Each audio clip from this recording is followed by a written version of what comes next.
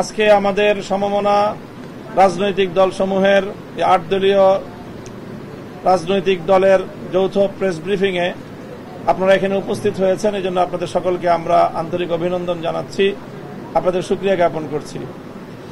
আপনারা জানেন যে চলমান রাজনৈতিক পরিস্থিতি নিয়ে বাংলাদেশের দেশপ্রেমিক বিভিন্ন রাজনৈতিক দলের যৌথ পথ চলা শুরু বেশ অনেক দিন ধরে।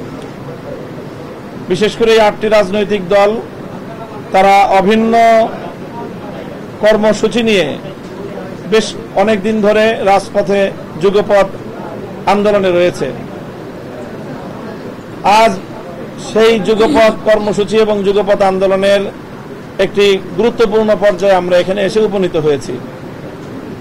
এখন বাংলাদেশ আগামী ত্রয়োদশ জাতীয় সংসদ নির্বাচনের একেবারে দ্বার প্রান্তে উপনীত।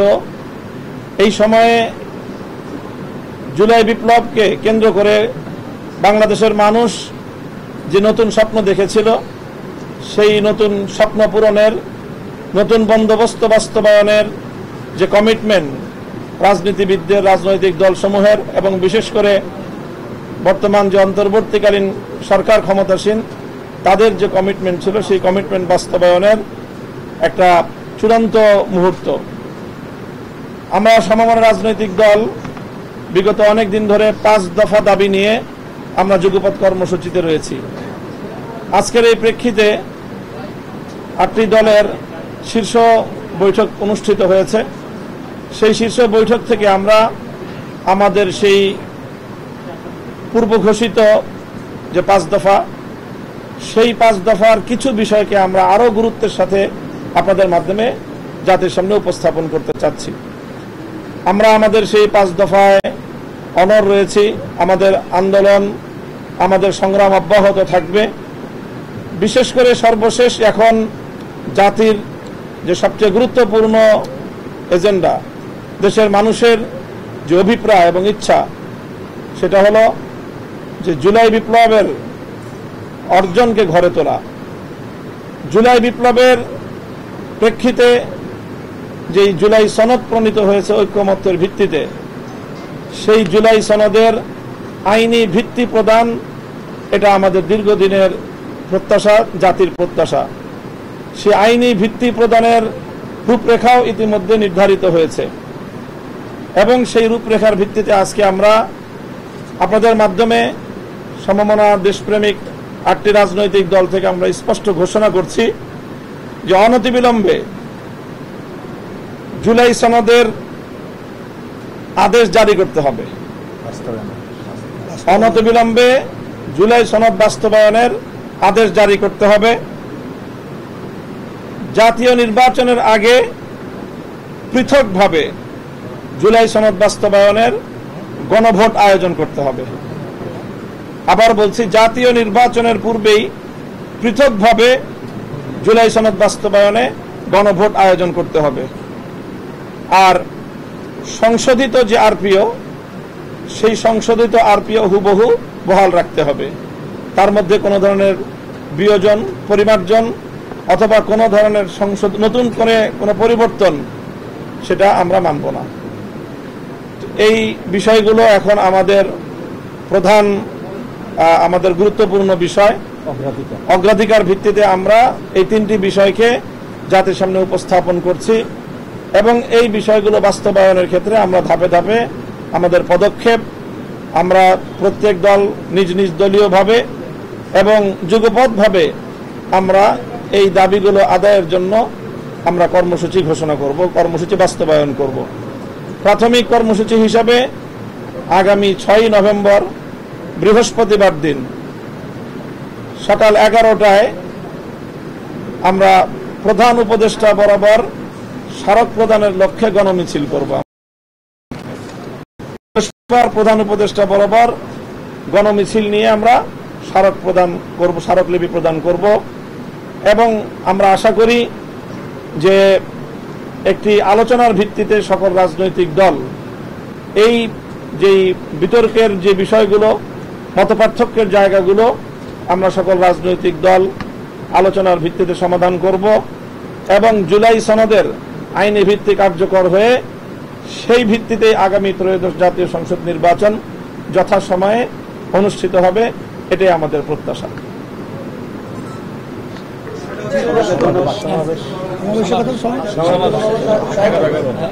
আমাদের গণমিছিলের সময় হলো বৃহস্পতিবার 6 নভেম্বর সকাল 11টা, রাজধানীর পল্টন মোড়। বিভিন্ন রাজনৈতিক দল ভিন্ন ভিন্ন গণমিছিল করে পল্টনে এসে আমরা একীভূত হব।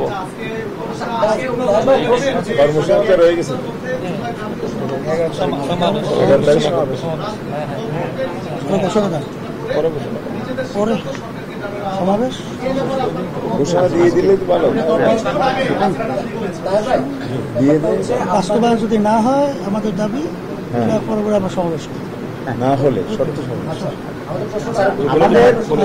সেটা হচ্ছে আপনাদের রাজনৈতিক দলগুলোর মধ্যে যে বিভেদ, বিশেষ করে বেশিরভাগ বিরোধী দলগুলোর মধ্যে, এটা সারা জাতি উদ্বেগ। এবং আজকে এই বিষয়টা নিয়ে আপনাদের রাজনৈতিক দলগুলোর এই বিভেদের কারণে প্রধান উপদেষ্টা যে ব্রিফিং ছিল বা উপদেষ্টাদের, সেখানে এটা উদ্বেগ প্রকাশ করেছে এবং বলেছেন যে হচ্ছে আইন উপদেষ্টা সংবাদ সম্মেলনের মাধ্যমে বলেছে রাজনৈতিক দলগুলোকে আগামী 1 সপ্তাহের মধ্যে বসে এই বিষয়ে তারা সিদ্ধান্ত নিবে, তাদের সিদ্ধান্তের প্রেক্ষিতে হচ্ছে পরে সরকার সিদ্ধান্ত নিবে। এই বিষয়ে আসলে হবে কিনা, গণভোট হবে কি হবে না বা কখন হবে, এটা আগে আরেকটা ঘোষণা আছে। যে আমরা আপনাদের জ্ঞাতার্থে বলছি যে আমরা আন্তরিক, রাজনৈতিক দলগুলো আলোচনার মাধ্যমে তারা একটা একমতের জায়গায় পৌঁছবে, আমরা সেই স্পেস রাখতে চাই এবং সেই স্পেস নিয়ে আমরা আন্তরিকতার সাথে অগ্রসর হয়ে যাচ্ছি। আমাদের পরবর্তী আগামী 11 নভেম্বর মঙ্গলবার দিন সমাবেশের কর্মসূচি আছে।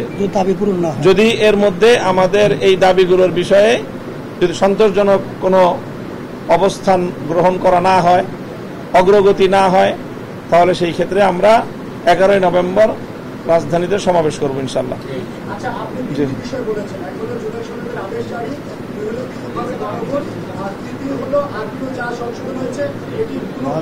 বহাল রাখতে হবে। না না, আমরা আমাদের সকল দাবিগুলি বহাল আছে। আমাদের এই দাবিগুলো আমাদের ওই 5 দফার মধ্যে অন্তর্ভুক্ত। সেখানে লেভেল প্লেইং ফিল্ড তৈরি করার জন্য আমরা মনে করি আরপিও সংশোধন, যে সংশোধিত আরপিও বহাল রাখা, এটা লেভেল প্লেইং ফিল্ডের জন্য অতীব জরুরি। জুলাই সনদ কার্যকর করার জন্য আদেশ জারি, অনতিবিলম্বে আদেশ জারি করা এবং জুলাই সনদ বাস্তবায়নের ক্ষেত্রে আমাদের এই গণভোট, পৃথকভাবে গণভোট অপরিহার্য। আমাদের যে পিআর বিষয়ে যে আলোচনা ছিল, সেই জায়গায় আমরা পরিষ্কার যে যদি জুলাই সনদ যথাযথভাবে বাস্তবায়িত হয় তাহলে উচ্চকক্ষে পিআর পদ্ধতি এমনিতেই কার্যকর হচ্ছে। কাজে আমরা মনে করি যে আমাদের 5টি দফাই মূলত এই আমাদের 3 দাবির মধ্যে এটা অন্তর্ভুক্ত রয়েছে।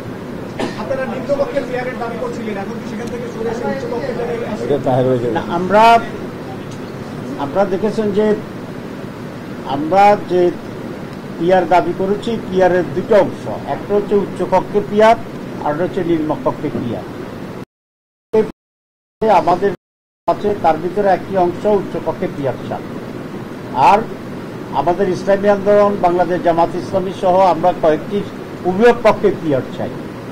দাবি হিসাবে আমাদের উভয়পক্ষের দায়িত্ব আমরা যারা চাচ্ছি সেটা অব্যাহত থাকবে, আর যারা উচ্চপক্ষের দাবি করছেন তার সাথে পুরো জাতির সরকারও সেটা চাচ্ছে, সেটা সেইভাবে সনদের মাধ্যমে যদি এটা গৃহীত হয়, আদেশ জারি হয়, তাহলে এটা এমনিতে বাস্তবায়ন হয়ে যাবে।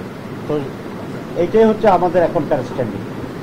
আপনারা সিদ্ধান্ত দিয়েছেন আলোচনা করে, তো সিদ্ধান্ত না, গতকাল আলোচনার আহ্বান জানিয়েছেন, এখন ব্যাপারটা হলো তো সিদ্ধান্ত যেহেতু সরকারও আপনাদের দিকেই তাকিয়ে আছে, সেই প্রক্রিয়াটা কি হবে এবং আপনারা কি ভাবছেন সেটা কিরকম ভাবে আসলে আমি তো গতকালকেই একটা আলোচনার আহ্বান করেছিলাম দলগুলোর ভিতরে। আজকে উপদেষ্টা পরিষদ সেরকম একটি আহ্বানের সকল দলের কাছে জানিয়েছে। আমরা এখন দেখতে চাই মেন স্টেক হোল্ডার, মৌলিকভাবে যে সমস্ত দল আছেন তারা এই আহ্বানকে কিভাবে সাড়া দেয়। তো তারাও যদি একইভাবে আমাদের মতো সাড়া দেয় তাহলে আমরা সকলেই বসতে কোনো আপত্তি নেই, এবং বসলেই আমি আশা করি যে একটা রাস্তা বেরিয়ে আসবে ইনশাল্লাহ।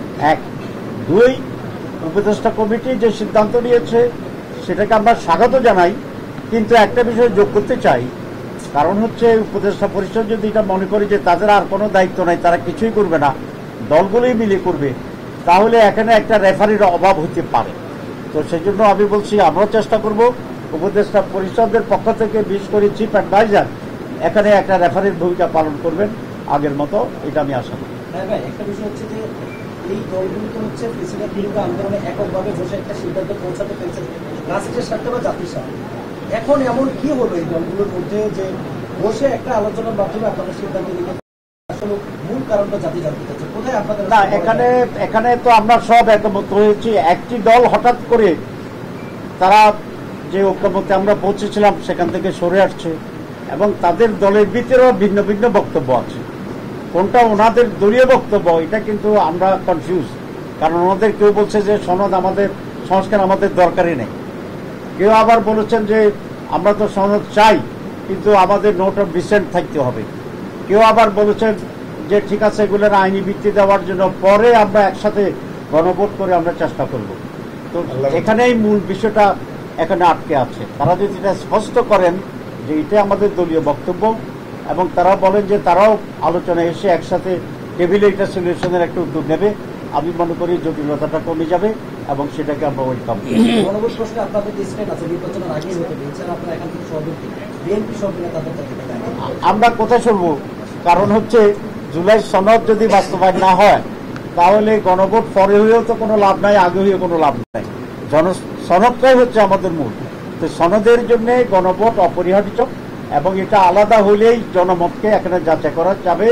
যদি একসাথে করার যে ষড়যন্ত্রটা বা একটা কৌশল, সেটা হলে আপনারা দেখবেন যে ওই দিন হানা ভোটের ব্যাপারে কোনো কারো মনোযোগ থাকবে না, কারোর মনোযোগ থাকবে ধানের শীষ, কারো মনোযোগ থাকবে হাত পাকা, কারো মনোযোগ থাকবে তার নিজস্ব দল, কারণ সেদিন একটা ভোটও তার জন্য গুরুত্বপূর্ণ। তো দেখা যাবে আমরা মার্কা নিয়ে আসি, আমাদের দল নিয়ে আসি, গণভোট সেখানে কোনো গুরুত্ব পাবে না। তখন তারা বলবে যে মানুষ তো এটা চায় নাই, সুতরাং গণভোট হতে পারবে না। এরকম একটা কৌশল আমরা আশঙ্কা করি। ইতিমধ্যে আমরা দেখেছি যে না গণভোট বিষয়ে না ভোটের একটা ক্যাম্পেইন শুরু হয়ে গেছে, যেটা আসলে জুলাই সনদ পরবর্তী বাংলাদেশে এটা আমরা কোনোভাবেই এই ধরনের অনাকাঙ্ক্ষিত পরিস্থিতি দেখতে চাই না আমরা।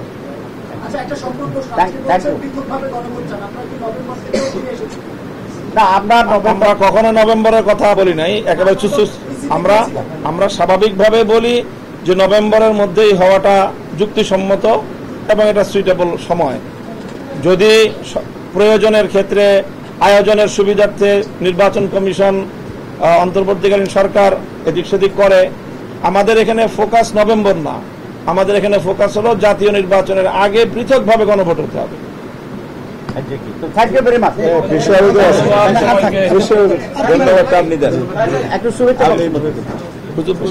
আলহামদুলিল্লাহ, সকলকে ধন্যবাদ জানাচ্ছি।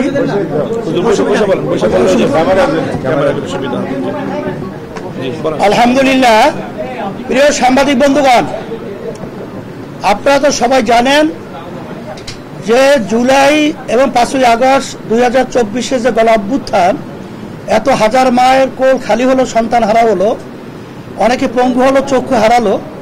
আমাদের একটা আশা আকাঙ্ক্ষা নিয়েই কিন্তু আমরা মাঠে ছিলাম।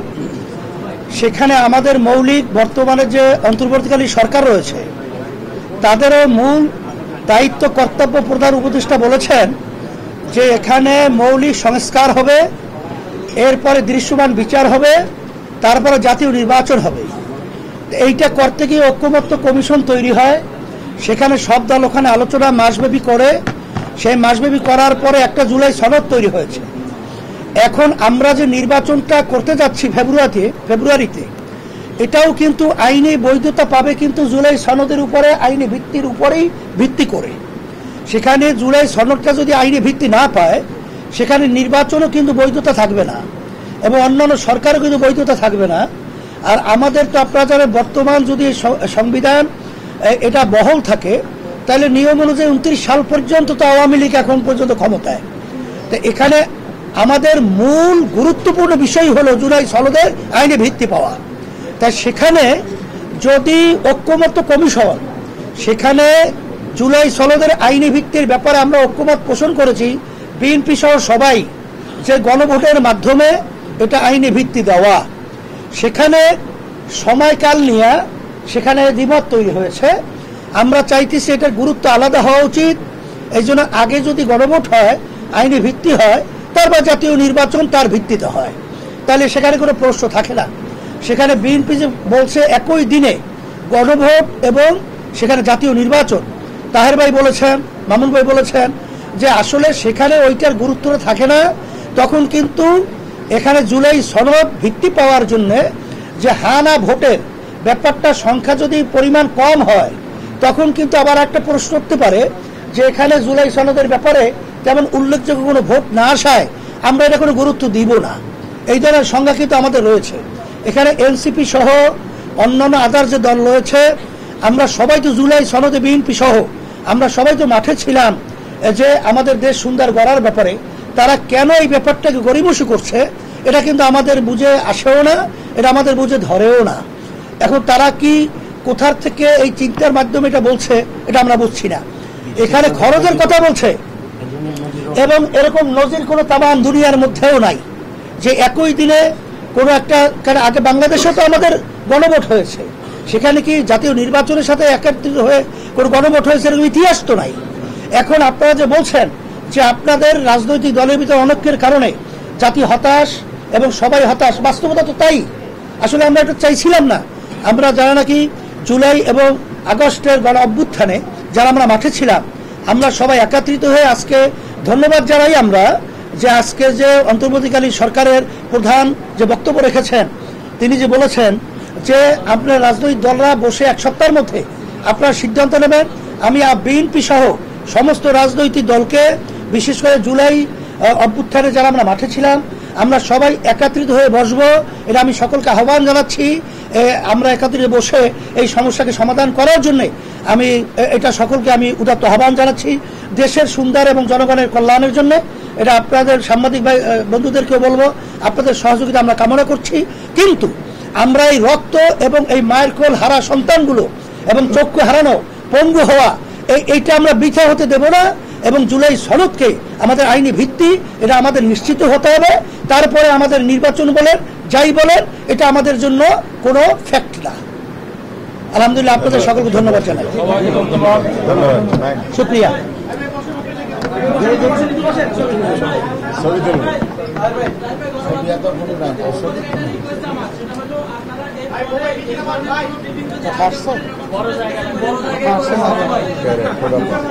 আচ্ছা, আমরা ইনশাল্লাহ দুঃখিত যে আপনাদেরকে আমরা এখানে আসছি, কষ্ট হচ্ছে আপনাদের। আমাদের একটা সিদ্ধান্ত আছে যে আমরা এক দিন এক এক দলের কার্যালয়ে আমরা এই মিটিংটা করব এবং যেদিন যে অফিসে করবে সে অফিসের দায়িত্ব থাকবে আমাদেরকে দুপুরবেলা বা রাতে খাওয়ানো। আর হবে ইনশাল্লাহ, আগামীতে এটা খেয়াল রাখবো ইনশাল্লাহ। আর একটা বিষয় আপনাদের কাছে পরিষ্কার বলছি যে এখানে যে বারবার আপনারা একটা কথা প্রকাশ করতেছেন জামাতের নেতৃত্ব ইসলামী জোট বা সমমনা দল, এটা কিন্তু না। আমরা কিন্তু আসলে নির্বাচনী একটা সমঝোতার ব্যাপারে আমরা কিন্তু এই দেশের এবং জাতির কল্যাণের জন্য আমরা ইস্যু ভিত্তিক আমরা কার্যক্রম পরিচালনা করতেছি। এরা জামাতের নেতৃত্বে ইসলামী দলগুলো বা অন্যান্য দলগুলো আমরা একত্রিত হয়ে কাজ করছি বা আমরা জোটবদ্ধ হচ্ছি, এই ব্যাপারটা কিন্তু ওইভাবে আপনারা প্রচার করবেন না। আমরা নির্বাচনী একটা সমঝোতার জন্য আমরা একাকার হয়ে কাজ করতেছি। ধন্যবাদ। এখানে জামাতের সাথে কোনো জোটের প্রশ্নই তো আসে না। আচ্ছা, কথা বলেন কেন? বলে দেন,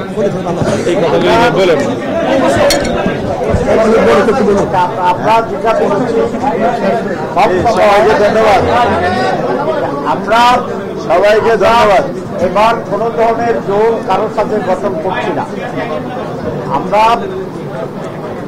আগামী নির্বাচন এবং একটি রাজনৈতিক সমঝোতার দিকে সাথে আমরা কাজ করছি এবং ওয়ান বক্স পলিসি আমাদের, যে আমাদের সাথে যারা নার্সিংয়ে থাকছেন সেখানে যিনি যে জায়গায় ক্যান্ডিডেট পাবেন সেখানে আমরা আর কোনো ক্যান্ডিডেট দেবো না, একটা মাত্র থাকবে। সুতরাং এটা নির্বাচনী সমঝোতা and one box election policy. সবাইকে ধন্যবাদ।